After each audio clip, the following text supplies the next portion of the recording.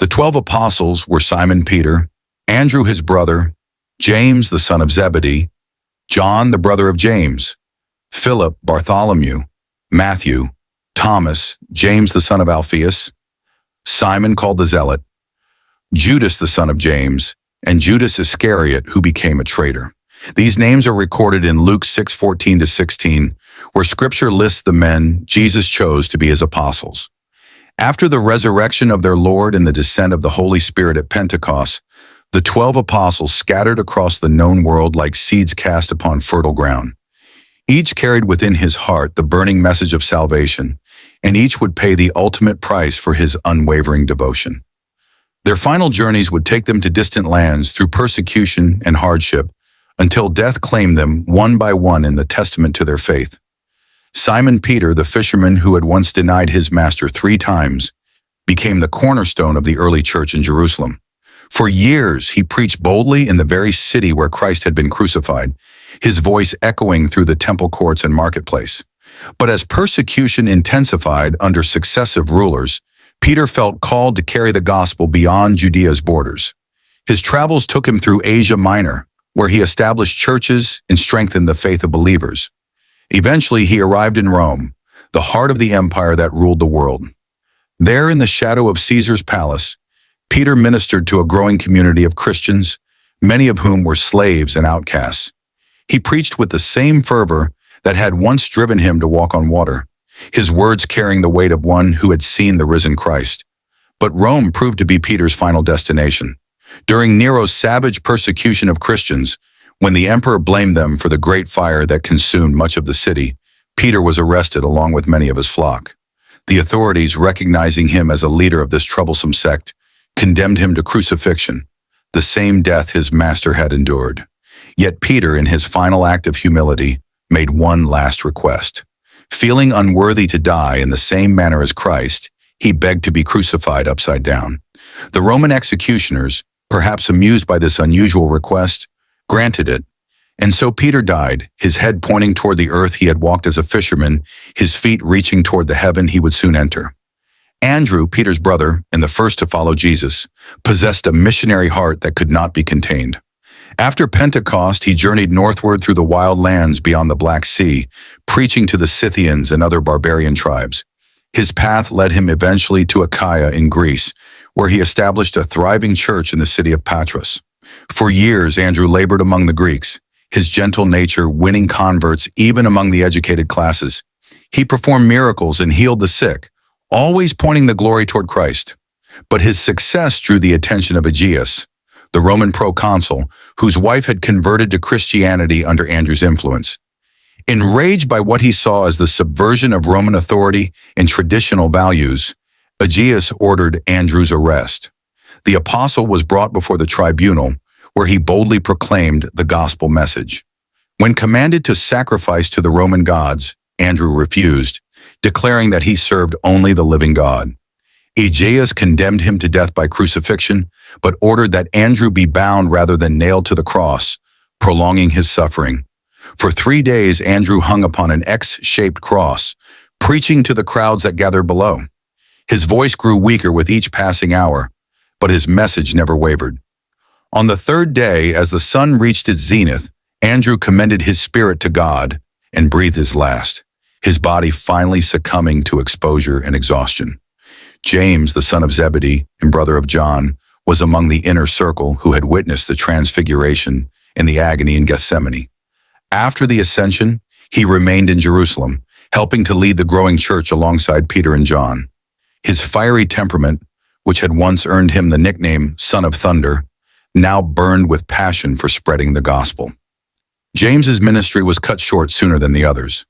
In the year 44 AD, Herod Agrippa I, seeking to curry favor with the Jewish religious leaders, began a systematic persecution of the church. James, as one of the most prominent apostles, became a primary target. The arrest came swiftly. Roman soldiers surrounded James as he prayed in an upper room with fellow believers. He was dragged before Herod's court, where no trial was offered, no defense permitted. The king had already decided his fate. James was led to the executioner's block outside Jerusalem's walls. As he knelt and placed his head upon the stone, he spoke his final words, "I go to join my Lord, who died for all." The sword fell with a sharp whistle, and James became the first of the 12 to be martyred, his blood mingling with the dust of the holy city. His death sent shock waves through the Christian community, but it also strengthened their resolve. James had shown them that faithfulness unto death was not merely an ideal, but a reality they might all face. John, the disciple whom Jesus loved, followed a different path than his martyred brother. After James's death, John became even more central to the Jerusalem church, working closely with Peter in the early years. But as persecution intensified, John felt called to minister in Asia Minor, eventually settling in Ephesus, where he served as bishop for many years. Unlike his fellow apostles, John's end would come not through sudden martyrdom, but through prolonged suffering. During the reign of Emperor Domitian, John's influence among the Christians of Asia Minor marked him as a threat to Roman authority. Rather than execute him outright, the emperor chose a crueler fate: exile to the barren island of Patmos. On this rocky outcrop in the Aegean Sea, John spent his final years in isolation. The imperial authorities intended this exile to break his spirit and silence his voice. Instead, it was here that John received the great visions recorded in the book of Revelation, apocalyptic images of the ultimate triumph of God's kingdom. For years, John endured the harsh conditions of Patmos, sustained by occasional visitors in his unshakable faith. His aged body grew frail, his eyes dimmed, but his spiritual vision remained clear. When death finally claimed him in his advanced years, it came not as violent persecution, but as the natural end of a life wholly devoted to Christ. He died peacefully, the last of the 12 to depart this world, his final words reportedly being, "Little children, love one another." Philip, the practical apostle who had once calculated the cost of feeding the 5,000, carried the gospel message to Samaria and beyond. His evangelistic journeys took him through Asia Minor and eventually to Hierapolis in Phrygia, where he spent his final years ministering to both Jews and Gentiles. In Hierapolis, Philip encountered fierce opposition from the pagan priests and local authorities.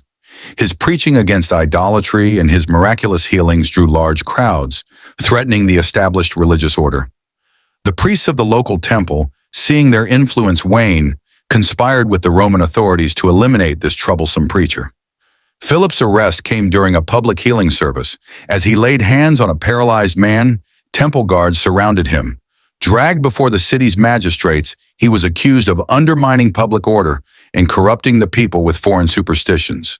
The sentence was death by crucifixion, but with a cruel twist. Philip was hung upside down, following the same pattern as Peter, though in his case, it was not his choice, but the magistrate's decision to increase his suffering. As he hung dying, Philip continued to preach to the gathered crowd, his inverted position a stark symbol of how the world had turned against the gospel message. He died after several hours, his voice finally silenced but his testimony complete. Bartholomew, also known as Nathanael, carried the gospel to the farthest reaches of the known world. His missionary journeys took him to India, where he preached among the diverse peoples of that vast land, and later to Armenia, where he would meet his tragic end. In Armenia, Bartholomew's preaching proved remarkably successful. He converted many, including members of the royal family.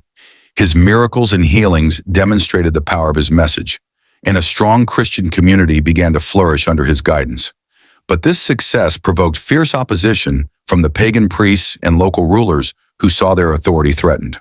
Bartholomew was arrested on charges of sorcery and sedition. King Astyages, influenced by the priests and fearing unrest among his people, ordered the apostle to renounce his faith and offer sacrifice to the Armenian gods. Bartholomew's refusal was firm and unwavering. "I worship only the true God," he declared, "who created heaven and earth." Enraged by this defiance, the king ordered a particularly brutal execution. Bartholomew was sentenced to be flayed alive, his skin slowly removed while he still lived. The executioners carried out this horrific punishment with methodical cruelty, strip by strip removing his flesh while he remained conscious. Throughout this unimaginable torment, Bartholomew continued to pray and even to preach to the horrified onlookers. His faith never wavered, even as his life ebbed away with each cut of the knife. When death finally claimed him, his body was a testimony to both human cruelty and divine grace. Matthew, the former tax collector, who had left his lucrative post to follow Jesus, spent his later years ministering in Ethiopia and other parts of Africa. His background in dealing with diverse peoples served him well as he navigated different cultures and languages, always adapting his message to reach the hearts of his listeners. In Ethiopia, Matthew established a strong church and performed many miracles. His gentle demeanor and obvious sincerity won over many who might have been suspicious of foreign preachers. But his success also attracted the attention of King Hyrcanus, who viewed the growing Christian movement as a threat to his rule. The final confrontation came when Matthew refused to perform a human sacrifice at the king's demand, a ritual that was part of the local religious tradition. Instead, Matthew preached against such practices, calling them abominations before God. This open defiance of royal authority could not be tolerated. Hyrcanus ordered Matthew's execution, choosing the sword as the instrument of death. As Matthew knelt in prayer before the executioner, he spoke of forgiveness even for those who were about to kill him. The blade fell swiftly, and Matthew joined his fellow apostles in martyrdom, his blood spilled on African soil in testimony to his unwavering faith. Thomas, forever remembered as the apostle who doubted Christ's resurrection until he could touch the wounds, became one of the most far-traveling missionaries of the 12. His journeys took him to Parthia, Persia, and eventually to India, where he established several churches along the western coast. In India, Thomas encountered a sophisticated civilization with ancient religious traditions. Yet his message of redemption found receptive hearts, particularly among the lower castes who were oppressed by the rigid social hierarchy. Thomas's preaching of equality before God threatened the established order. Local priests and rulers, seeing their authority challenged, conspired against Thomas. He was arrested while preaching near Madras and brought before a tribunal of Hindu priests and local magistrates. Accused of blasphemy and disturbing the peace, Thomas used his trial as an opportunity to preach the gospel one final time. When commanded to renounce his faith and acknowledge the local gods, Thomas replied with the same certainty he had shown after touching Christ's wounds. "My Lord and my God has sent me to preach salvation to all people. I cannot and will not deny him." The sentence was death by spear. Thomas was taken to a hilltop outside the city, where soldiers thrust their weapons into his body. As he lay dying, pierced through like his master, Thomas spoke his final words, "Into your hands, O Lord, I commend my spirit." His body was later retrieved by his converts and buried with honor. James, the son of Alphaeus, known as James the Less to distinguish him from his more prominent namesake, served as the leader of the Jerusalem church after Peter's departure. For years, he guided the mother church through persecution and internal disputes, earning a reputation for wisdom and righteousness even among non-Christians. James's piety was legendary. He spent so much time in prayer that his knees became calloused like a camel's from constantly kneeling on stone floors. Even his enemies acknowledged his moral authority, often calling him James the Just. But this respect could not protect him forever. As tensions mounted between Christians and Jewish authorities, James became a target. The Sanhedrin, the same council that had condemned Jesus, brought charges against James for leading the people astray. The execution was public and brutal. James was thrown from the pinnacle of the temple, the same place where Satan had tempted Jesus. The fall did not kill him, so the crowd below began stoning him. As stones pelted his broken body, James raised himself to his knees and prayed for his attackers. "Father, forgive them, for they know not what they do." A fuller, moved by this display of forgiveness, attempted to stop the violence, but he too was struck down. Finally, a club to James's head ended his suffering.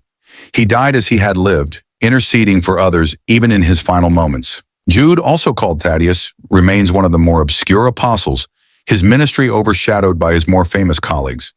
But his commitment was no less complete. After Pentecost, he traveled to Syria and Mesopotamia, preaching in regions where the gospel had never been heard. In Mesopotamia, Jude encountered the ancient Babylonian religious traditions and Persian influences. His preaching against idolatry and his miraculous healings drew attention from local authorities. Like his fellow apostles, Jude found that success in ministry often led to persecution. The end came during a preaching mission in a remote region. Local priests, threatened by his growing influence, conspired with bandits to eliminate him. Jude was attacked while traveling between villages, struck down by clubs and swords. His body was left by the roadside, but his converts later recovered it and gave it proper burial. Though his death was less dramatic than some of his brothers, Jude's faithfulness unto death was complete. He had given everything for the gospel, holding nothing back. Simon, formerly known as Simon the Zealot for his association with the radical Jewish movement, channeled his revolutionary fervor into spreading the gospel. His travels took him to Persia and possibly as far as Britain, though historical accounts of his final years remain unclear. What is certain is that Simon never lost his passionate commitment to the cause of Christ. Whether preaching in Persian temples or British groves, he brought the same intensity that had once driven him to resist Roman rule. Now he fought a different kind of war, battling spiritual darkness with the light of the gospel. Simon's death came by the sword, executed by authorities who saw him as a threat to public order.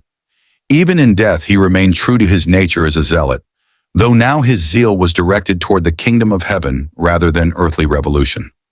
Matthias, chosen by Lot to replace Judas Iscariot, faced the unique challenge of joining a group that had been together since the beginning of Jesus' ministry. He had witnessed the crucifixion and resurrection, but he had not shared the intimate journey of the original 12.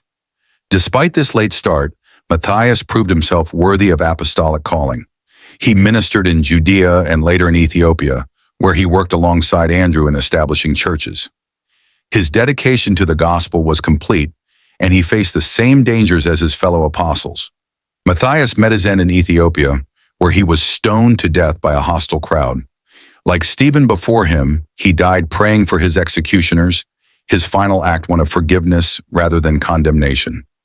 Thus ended the earthly journeys of the 12 apostles, 11 chosen by Christ and 1 chosen by Lot, all united in their willingness to die for the gospel they proclaimed. From Jerusalem to Rome, from India to Britain, from Armenia to Ethiopia, their blood watered the seeds of the early church. Each death was unique in its circumstances, but identical in its meaning. These men valued their faith more than their lives. They had seen the risen Christ, and no earthly power could convince them to deny what they knew to be true. Their martyrdom became the foundation upon which the early church was built. Their blood, the price paid for the gospel, spread throughout the world. In their deaths, they followed the pattern set by their master, proving that the way of the cross was not merely a teaching, but a reality to be lived and died by all who would truly follow Christ. Their tragic ends became triumphant testimonies, their final journeys leading not to defeat but to victory in the kingdom they had spent their lives proclaiming. If this story has touched you, do well to subscribe to this channel for more biblical stories of the Bible. Like and share, and don't forget to turn on your notification bell.